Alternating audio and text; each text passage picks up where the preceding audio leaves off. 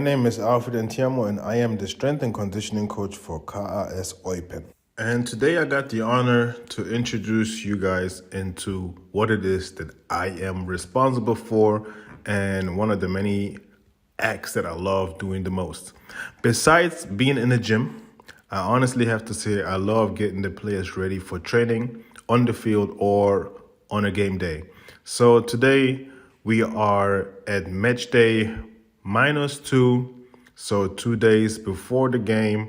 And I love to get their feet wet and I love to get them ready and get their heart rates up and ready in order for them to understand that there's a game approaching and that they are ready for it. So this warm-up is about to be almost about 10 minutes long.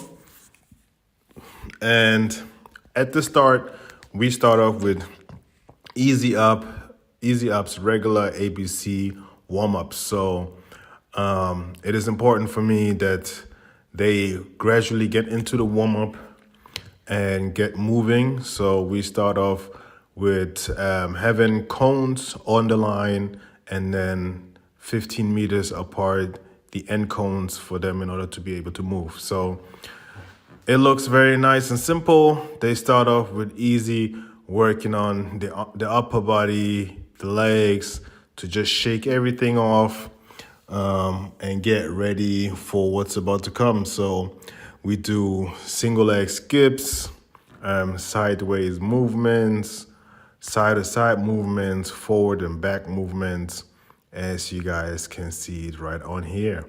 So what I really like about this and why I've put the letters up onto it will be explained after.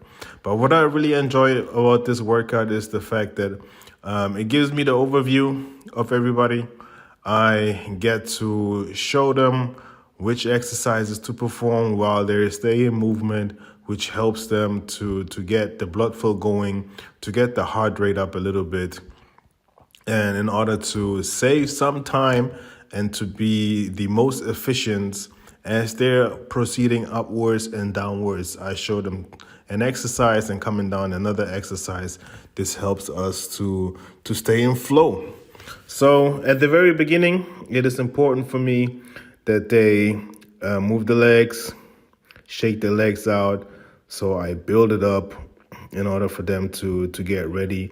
And then I work on the legs and the upper body while they're going.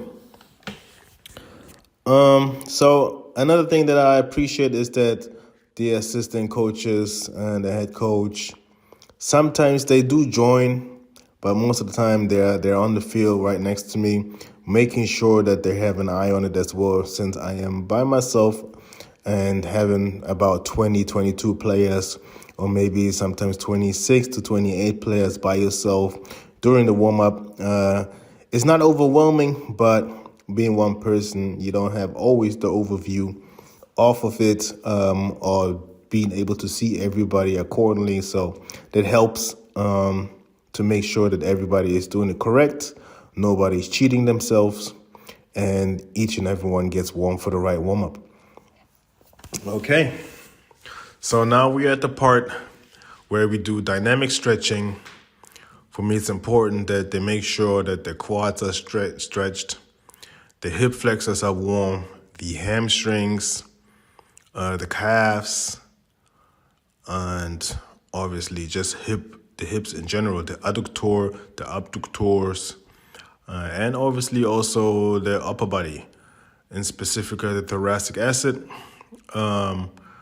which is very important because football is a sport where you are accelerating, decelerating, moving up and down using your entire body. So you want to make sure that you release every knot, anything that needs to be popped or released needs to happen. So sometimes it happens during the prehab where they use the foam roller or the bike and they just start doing like stretches. But oftentimes it also works in moments where they're on the field and we do a warm-up. And because these exercises are being performed dynamically and most of the time explosive, you hear a pop and a release every now and then. So yes, now we are up onto the more dynamic part. We're increasing the heart rate right here. So I make them do skippings, I make them do jumps, and then back to make sure that the hamstrings are ready for the A skips, B skips, and C skips, which is one of my favorite parts. I got these parts or that warm up partially from track workout. I used to run track while living in the States. I was on a scholarship for American football as a kicker and a running back, and had an academic scholarship as well. So during the off season, since the football season is only from September to February, so during the off season, mostly from March until the summertime, it would be track and field. So I participated in 100 and 200 meters and took a few warm-up ideas from there and incorporate these things into my football.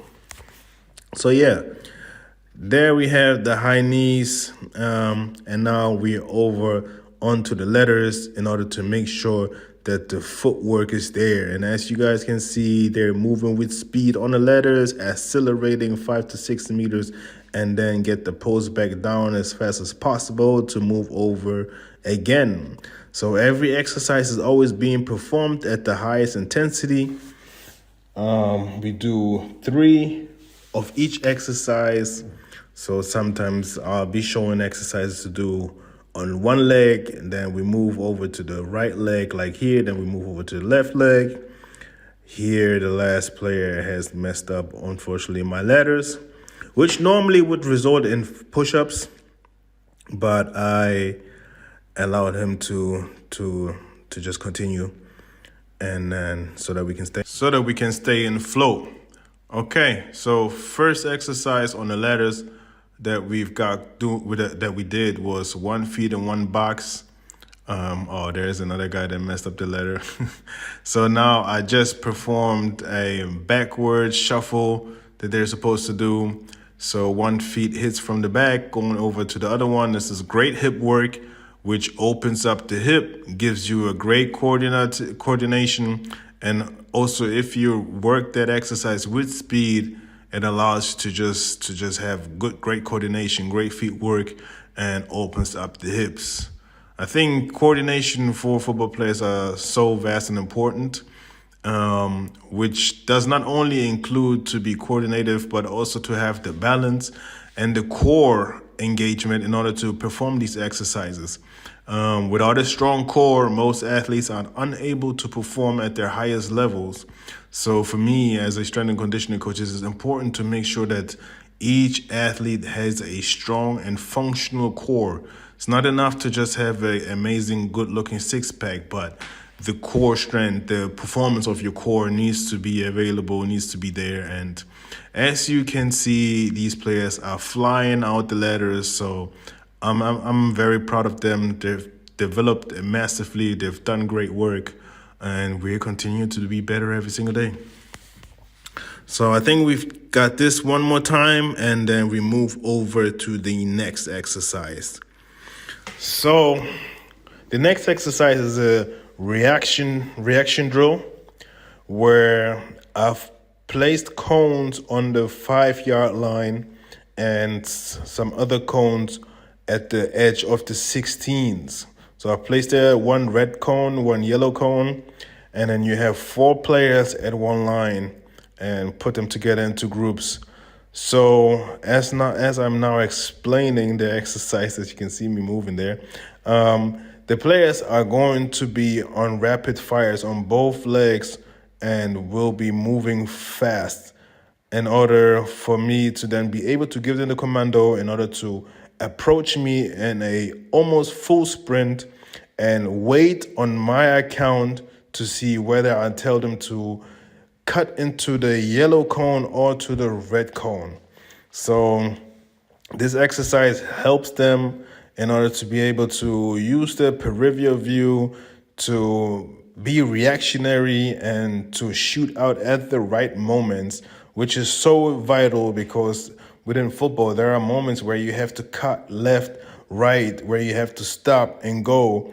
and each individual or each player needs this. So for me, the key importance here is not just for them to just sprint, but for them to be able to just wait and move and listen to trust into my account and my commando before they cut left and right. Yes, this gives each player the ability to just be better, to be faster, to have their cognitive function work as well, and to succeed. Thank you very much.